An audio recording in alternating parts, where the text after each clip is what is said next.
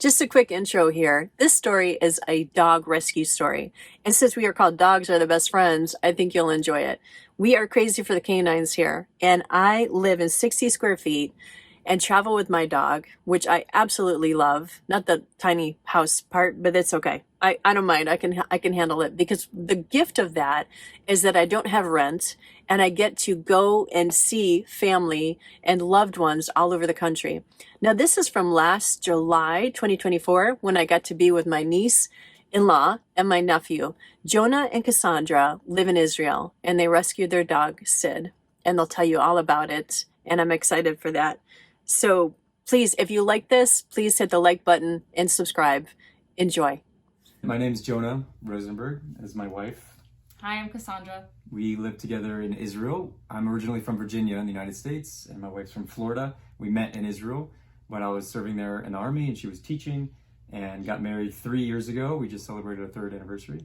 And we had never owned dogs before. We met Sid, who is our dog now, which we've had for 1 year. It's been a little bit over a year, I guess, year and a half. Year and a half, yeah. Yeah, so we've learned a lot. It's been very fun. We love our dog. We've definitely become not crazy dog people, but we're definitely dog people. We definitely love our dog. Spoil our dog. I don't know. I heard there's a suitcase that has a lot of dog stuff in it, so I don't know if I believe yes, that. we did come back to the U.S. with an empty suitcase just to get stuff for Sid. So that happened. But yeah, we love our dog. And so I was with my brother and my cousin, and he wanted to go on like a little hike near Jerusalem where we were living at the time. And so it was nighttime, and I was like, I don't want to do that. You know, we're going to go hiking at night. But he was like, no, come on. He's a bit younger than me. So I was like, all right, I'll take you guys. So we went, we're hiking, and we hear the sweetest little bark, like very high pitch. And we see under this tree, because again, it's nighttime, this big open field, this little white ball. And we were like, oh my gosh, is that a dog? We didn't know if it was wild or ran away, whatever. So we tried to get closer to see it, and it was very, very shy, which Sid is still very shy, and kind of ran away, still barking at us, trying to defend his territory, I guess, but kind of ran away. And so anyways, we're like, all right, we won't try to go, find it. Ended up hiking. Next day, we told Cassandra, my wife, about it, and we're driving back from a meeting for work, and my cousin, whose name is Sydney, had been visiting Israel, and she's the one who was like, we should go back and see if the dog's still there. And we had been talking about getting a dog for a while, so we were like, you know what? Why don't we just go see if it's still there?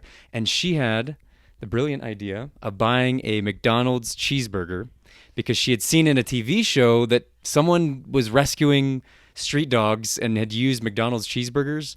So we bought a little Happy Meal, went back, and sure enough, Sid was still there. Come here. Come here. Come here. Get a piece and throw it. Oh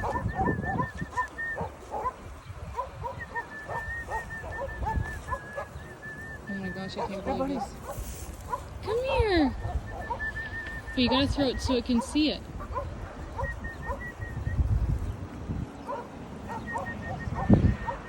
The water.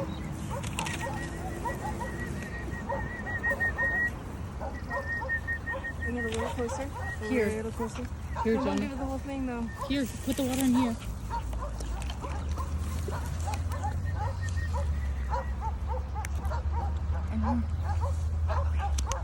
Jonah, hold that.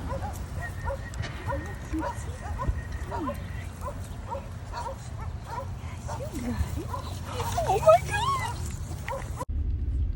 So, we did it.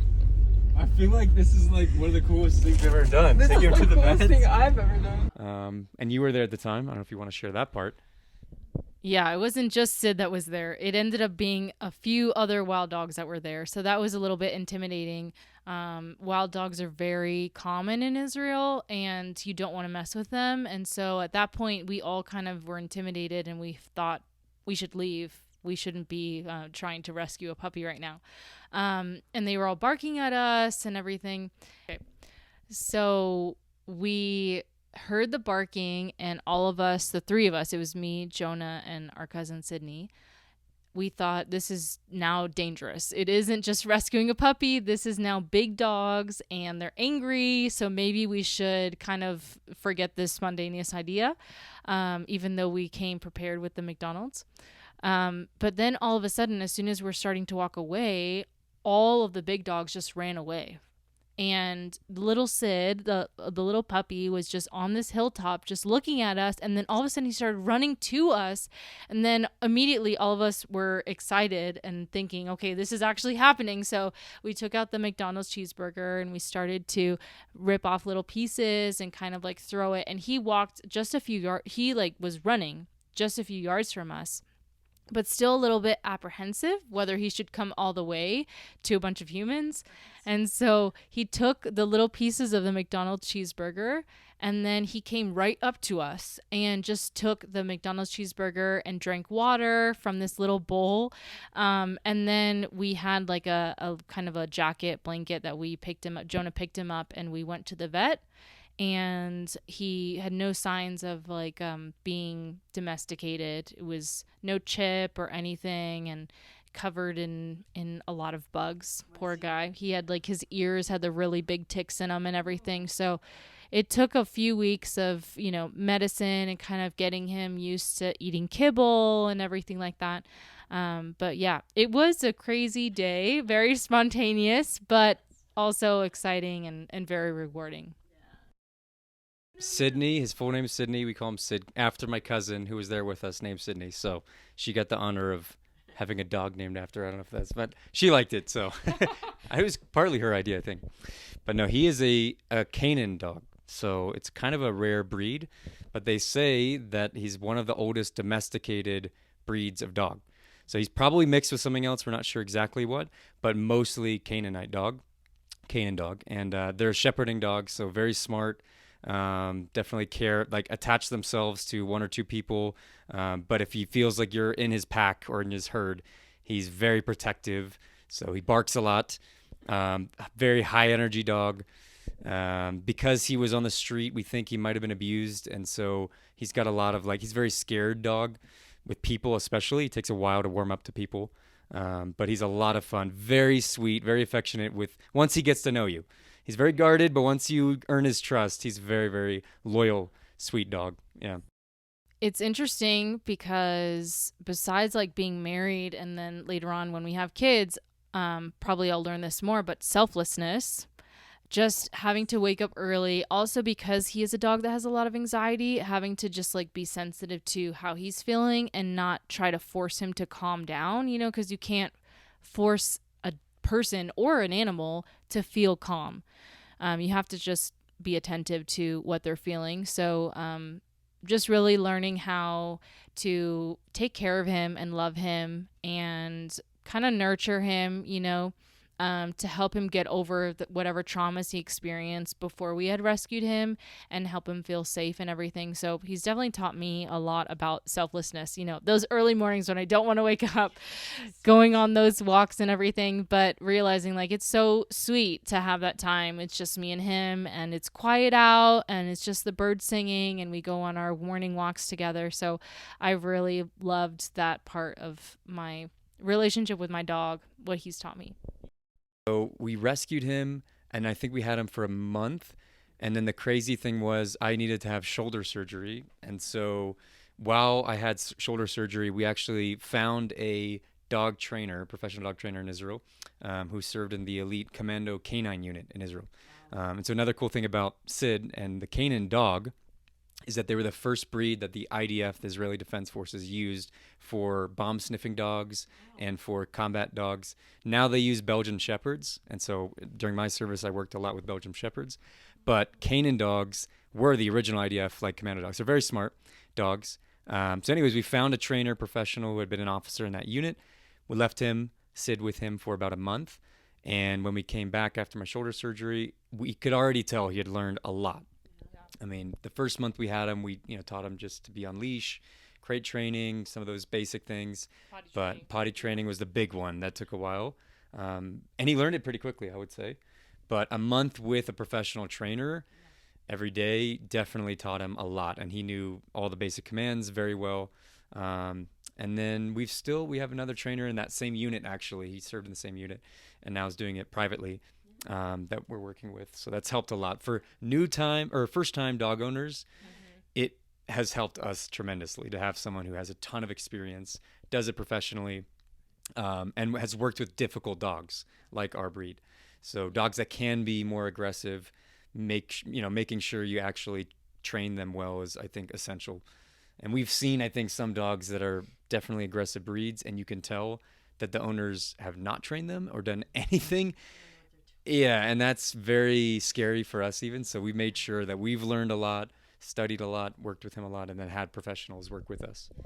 Yeah, if you're gonna have a dog of that kind of breed, I think it's essential, especially around kids or other animals. So yeah. Yeah, I definitely have seen how training Sid, even though he's a very independent breed, like that breed, he thinks that he's the alpha, he's the shepherd of the pack, so he wants to do what he's going to do to make sure that everyone is safe. So he knows Jonah's is like the pack leader. So he always looks to Jonah to see like, what should we be doing? For me, it's funny because it's like he understands when he can kind of test what I'm saying. And he kind of like, I'll try to recall him and sometimes he doesn't obey. So that has been a test of patience, but he really does know when it matters. He knows when he needs to be with us. But of course, like the independent breed, the Canaan dog, they want to protect everyone. So it's hard to train those dogs a lot of times. And they were undomesticated for, I want to say, if I remember the history correctly, over a century. Because I believe, actually, it might have been even longer than that. Because when the Jewish people were dispersed after the Roman War, the destruction of the temple in around 70 AD, and you have the diaspora, actually past then 130 AD was the Bar Kokhba revolt, and the Jewish people were dispersed all throughout Europe and the Middle East, but outside of the land of Canaan, that dog, which had been the shepherding dog for the Jewish people at the time, became somewhat wild. And they didn't have, they weren't working with people as much. And then after that, I don't know exactly the time frame, but the Bedouin tribes who were local in that area started using them and domesticating them for shepherding dogs. So they were kind of semi-domesticated breed for probably several centuries, actually, until then they started becoming more domesticated when people started coming back to Palestine, Israel, whatever you want to call it. But because of that, yeah, they're a difficult breed.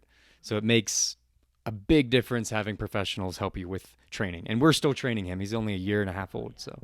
But our trainer has been amazing and really helping us learn his body language and be able to learn his temperament, because I feel like learning the temperament of your dog is even more important sometimes than the breed, like learning the breed, because you have to learn how to just read your dog and support your dog just like you do other people, is learning their body language and seeing how the body language matches up to how they're speaking. Dogs can't speak, so we have to read their body language, so our trainer has really taught us to just see how he's doing with the way that he's reacting to us, and teaching us how, like, to see how he's showing us he loves us by those big long stretches that he does, or coming near us, and wanting a cuddle. So that is really sweet to be able to even have more patience with him in the training process, to see his body language is showing that he really likes the training, and he is even growing in his bond with us. So that's been really good, working with the trainer to be able to learn those things even more. Yeah, I agree. I think rescuing Sid, and because when we took him to the vet, it was our first dog, so we didn't know a lot about training dogs or rescuing dogs or anything. They said you 100% did the right thing. Probably would have, living on the street, good chance it would have died, or had a pretty rough life. So you did the right thing. Because he was so skinny. And had a lot of bugs and all that. But yeah, the learning curve for someone who's never been a dog owner to then bring in a probably, what people have told us, traumatized street somewhat wild. I mean, he's a wild dog, so, and the breed is not exactly a beginner breed of dogs. He sheds a lot, high energy, very difficult to train, stubborn. So it taught us a lot about, I think what she said, learning to self-sacrifice, take care of an animal, take care of another living being, and doing it as a team, as a couple was definitely, I think, good for us. So yeah, we've loved having a dog, and we are believers in Jesus Christ, and we love, seeing God's creativity in animals and his care for animals. You read that in scripture. And so for us, be able to experience taking care of something which is originally part of humanity's purpose that God created us for. Right. We believe all the way back to Genesis, right? So taking care of the animals and nature. And so it's been amazing for us, I would say, Ah. taking care of an animal, especially a difficult animal, I would say, but it's been a challenge, but a fun challenge. Yeah, true. But also, like, he has so much personality. Dogs have so much character and they communicate to us in so many different ways, even though they can't speak. So now it's funny, like, we go back and forth with dialogue of what we think Sid is saying, you know. He is such a character, and he really is intuitive to what's going on with the family, even. Like, if somebody is sick, somebody is sad or anything, he wants to just be supportive and be with that person, you know. And also herding. Like, we love hiking with our dog, and so he cares so much about his family, and so he's always looking out for us. And if somebody hikes too far ahead from the group, then he wants to run up and make sure that they're okay, you know. Or if And then somebody circle back. right, and then he circles back. Or if somebody stays behind, he will sit down and he will just wait and keep his eyes on the last place that he saw that person and just wait until he sees them again. So it's just really sweet seeing how much he cares for us. Like, we have grown so much affection and love for our dog, but he also loves us a lot because he's always looking out for us and trying to protect us. So that's sweet. Yeah. Yeah. I think the unconditional love of dogs is such a lesson. Like, I know I've become a better person since I've been a dog owner and gotten that, and see how they love me whether I'm having a good or bad day, you know? Yeah. That's kind of the neat thing. And we're like, oh, God is like that and way beyond. Like, that's amazing. I totally agree with that. Pretty cool. And what you said, that they're nonverbal, obviously, right, dog? But yet they're so expressive. Yes. And there's something in that. It's very sweet to be able to see how much they can care for you, even without saying anything. Yeah. Which is maybe a true. lesson that we can learn from as well. I hope you loved hearing Sid's story. Please like and subscribe, and here's some other videos that you might enjoy.